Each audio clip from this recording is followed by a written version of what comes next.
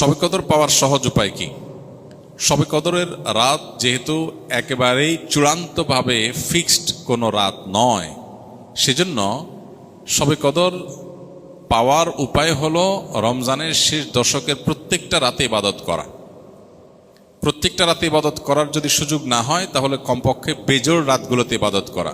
নবী সাল্লাল্লাহু আলাইহি ওয়াসাল্লাম বলেছেন, তাহাররাউ লাইলাতুল কদরি ফিল ভিত্রি মিনাল আশরিল আওয়াখিরি মিন রমাদান। রমজানের শেষ দশকের বেজোড় রাতগুলোতে তোমরা কদর তালাশ করবে।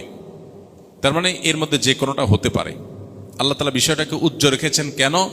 হাফেজ ইবনে হাজার আসকালানী রহমতুল্লাহ আলাইহি বিশ্ববিখ্যাত হাদিস ব্যাখ্যাতা, হাদিস বেত্তা, তিনি সহিহ বুখারীর বিখ্যাত ব্যাখ্যা গ্রন্থ ফাথুল বারীতে লিখেছেন যে আল্লাহ রাব্বুল আলামিন লাইলাতুল কদর নির্দিষ্ট একটা রাতকে ফিক্সড করে না দিয়ে, এই যে শেষ দশক আবার বেজোড় রাতগুলোর মধ্যে সম্ভাবনা বেশি, এটা করেছেন যাতে করে আমরা বেশ কয়েকটা রাত ধরে ইবাদত করতে পারি।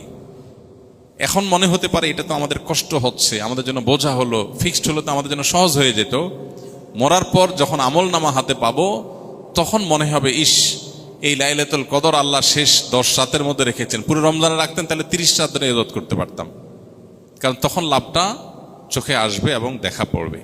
তো এই জন্য লাইলাতুল কদরের জন্য শেষ রাতে বেশি বেশি ইবাদত করতে হবে। এটা হলো লাইলাতুল কদর পাওয়ার সহজ উপায়।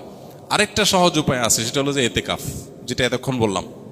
আপনি মসজিদে এতেকাফ করেন, তাহলে লাইলাতুল কদর পাওয়াটা এমনিতেই সহজ হয়ে যাবে। এমনকি এতেকাফকারী ব্যক্তি যদিও শেষ দশকে নবী সাল্লাল্লাহু আলাইহি ওয়াসাল্লাম রাত জেগে থাকতেন, যদি কোনো কারণে তিনি ঘুমাতে হয়েছে, ঘুমিয়েছিলেন, তারপরে এতেকাফকারী ব্যক্তি ঘুমাইলেও সেটা ইবাদতের মধ্যে। বাসার ঘুম আর মসজিদে এতেকাফকারীর ঘুমের মধ্যে পার্থক্য আছে।